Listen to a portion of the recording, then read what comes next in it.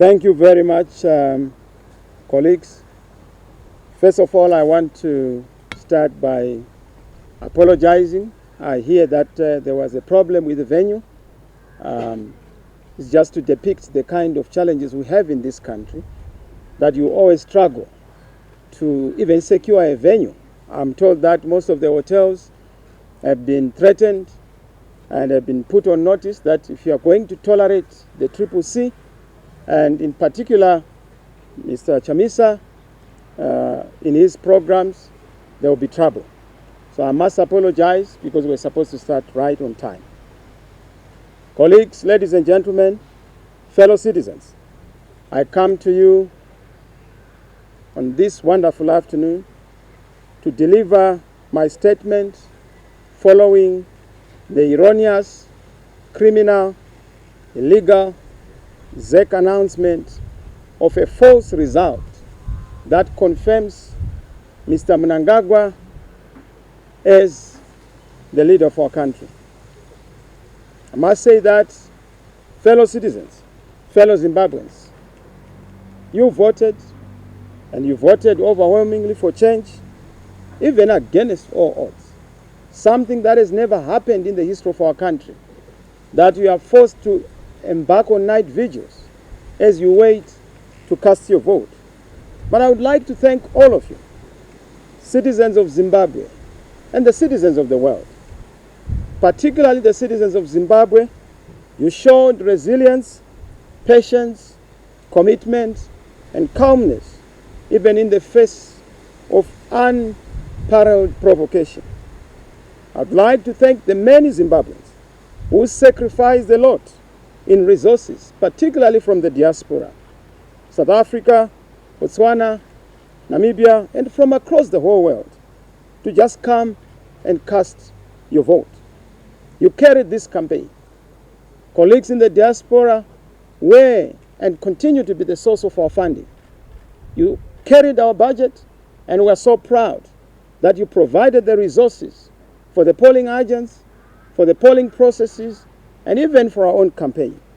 Thank you for your commitment.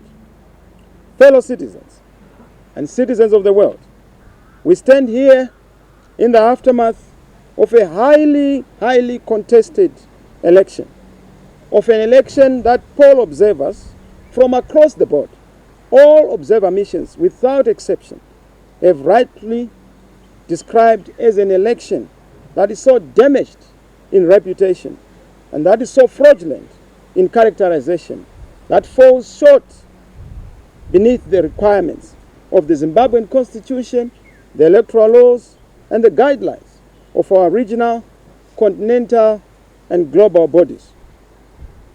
However, despite all these obstacles and impediments, these abuses, this election also unleashed a wonderful moment, a surge in resilience and hope from you, the Zimbabwean people. Some of you walked for dozens of kilometers.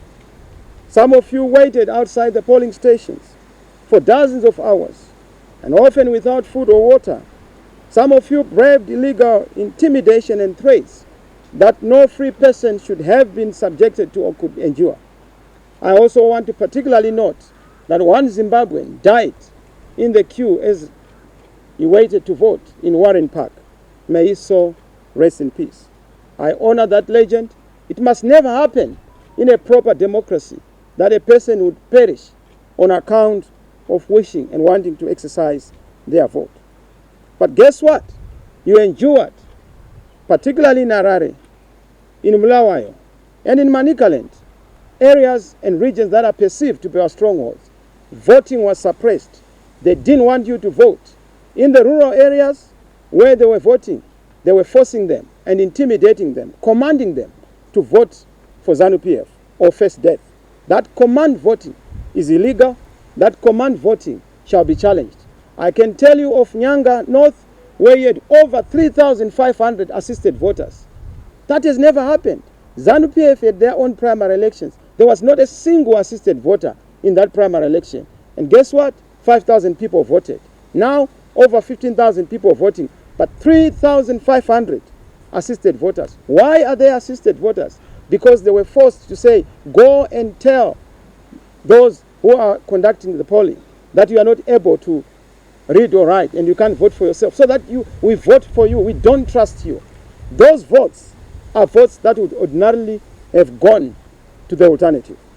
Must say in a nutshell, what I've said, ladies and gentlemen, the election process in Zimbabwe was shamelessly flawed, violated the constitution of Zimbabwe, as well as the electoral laws of our republic. There was therefore an illegality and criminality in the conduct of ZEC and all the polling officers and officials that were involved.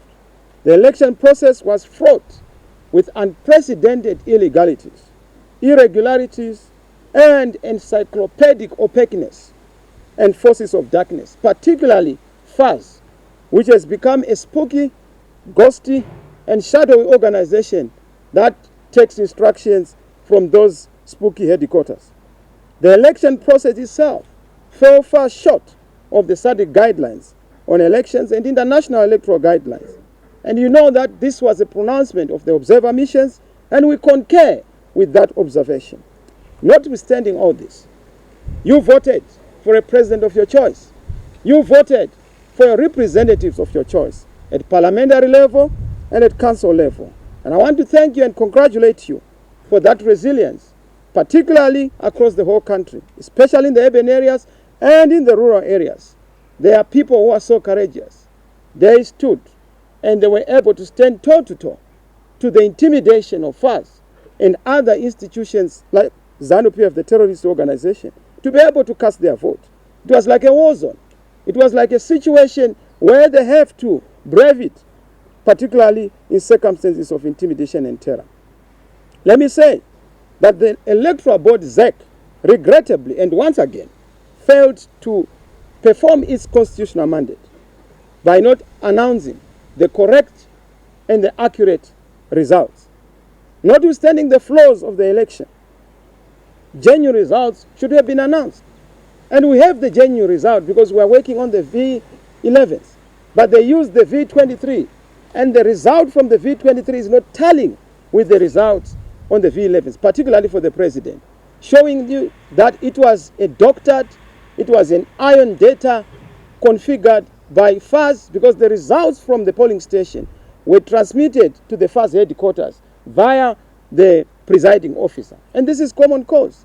And that became our biggest problem. And I've listened, I've watched. Some people are saying, well, there are no V11s. V11s are there. We deployed across the whole country.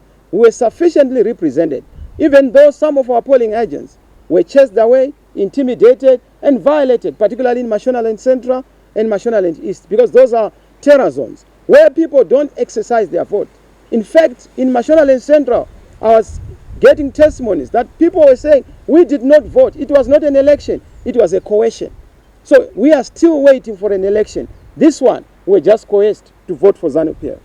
So it is important that whoever is to sit on the throne of government in this country is aligned in legitimacy. And this can only be achieved through respecting what the people voted for, even in an unfree and unfair election such as this one. But more importantly, we want to resolve permanently, comprehensively, and eloquently the problem of disputed elections in Zimbabwe. Until we resolve this issue, we will continue to have a cycle, a vicious cycle of disputed elections. But for us to be able to move forward, we need to find a permanent answer to electoral reforms going forward, so that elections mean peace. Elections mean credibility. Elections mean legitimacy. As we speak, elections mean war. Elections mean intimidation. That cannot be a civilized affair. That cannot be a civilized expectation.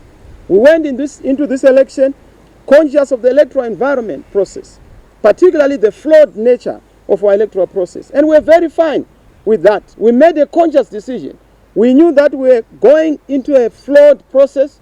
We were jumping into a sewer pond. And we knew that we would not come out there without smelling. Yes, we are smelling, but we never budgeted for this kind of smell that we have taken, particularly the announcement of a false result.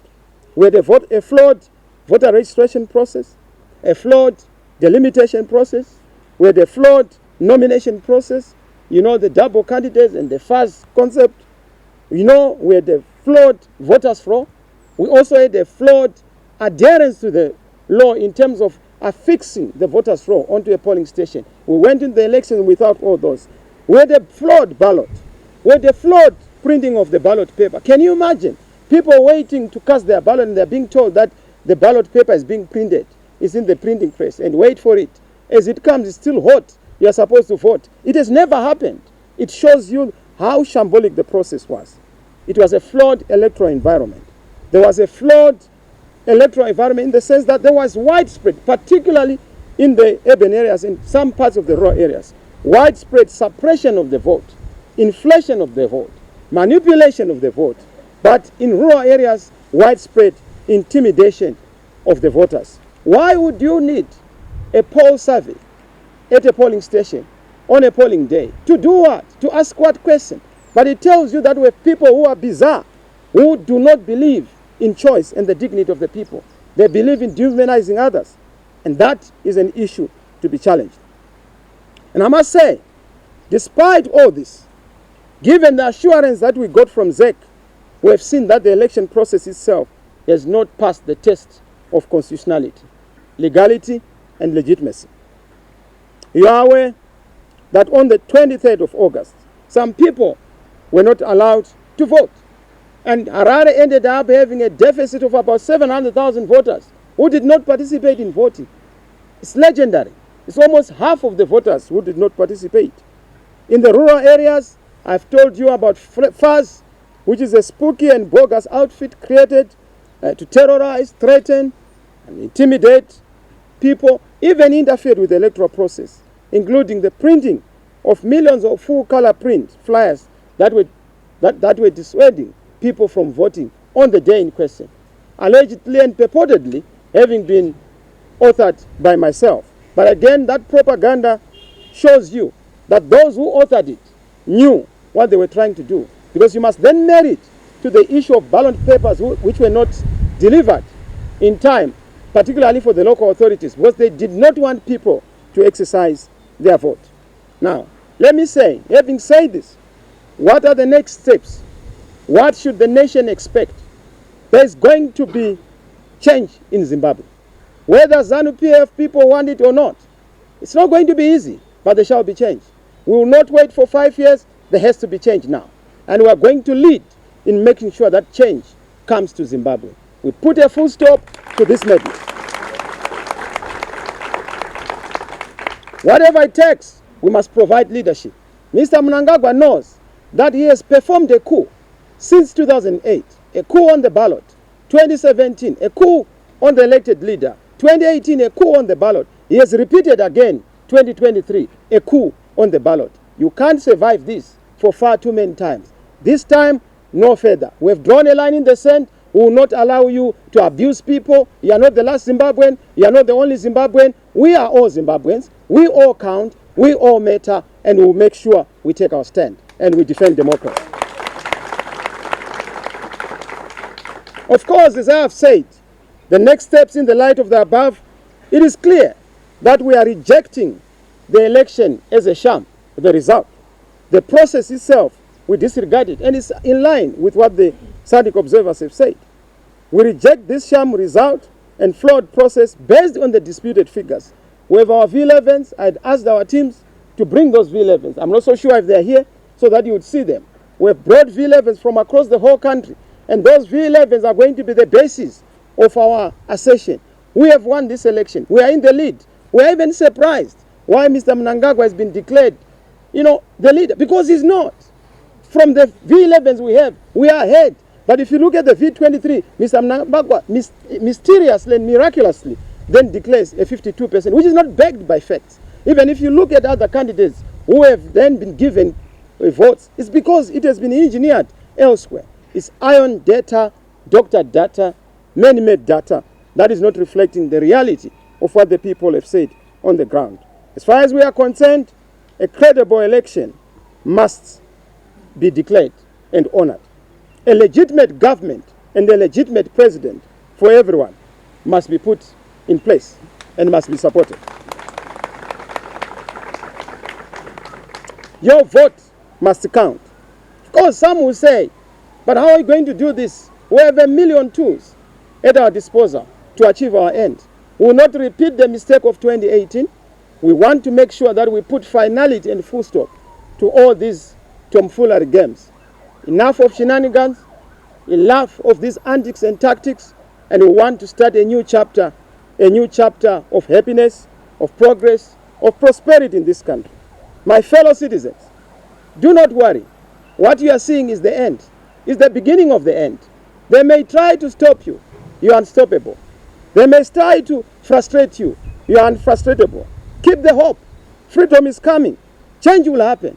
We serve a good God. That is his style. He comes in miracles. He will do it for us. I know there are others who are doubting, but the end is nigh. I encourage the Church of Zimbabwe, intercessors across the board, across the world, please pray for Zimbabwe as we go into these decisive steps to make sure that we fix aright our country and we restore democracy, legitimacy, peace, sanity, sanctity of human life, respect of each and every citizen. I ask you leaders, I ask you change champions, I ask you citizens, leaders in the various communities, to be vigilant, to ensure that together the voice of change rings loud. Your voice and your effort shall not be disregarded. We shall not allow that. Let us come together and defend our voice, defend our efforts, defend our liberation ideals. One man, one vote. It must happen, it will happen. I ask you, as I ask, to know that our God has remembered us. Africa, do not leave us, particularly our fellow brothers and sisters in the region and on the continent. We count on your solidarity as we seek to resolve this political crisis, the emerging electoral crisis. I know God has remembered us. Help us in this remembrance and this last march. God bless you. God bless Zimbabwe. I thank you.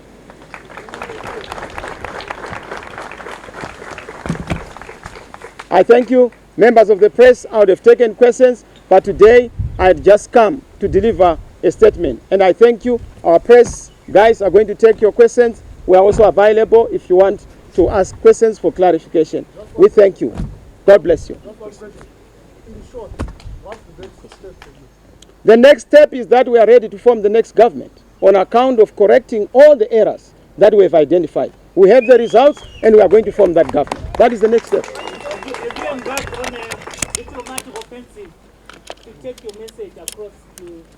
We are on a peace offensive, we are on a diplomatic offensive, and we are going to take an offensive stance in a progressive and democratic manner to make sure that the voice of the people is respected and ultimately the voice of God reigns in this country. I thank you. Thank you. Are you going to court?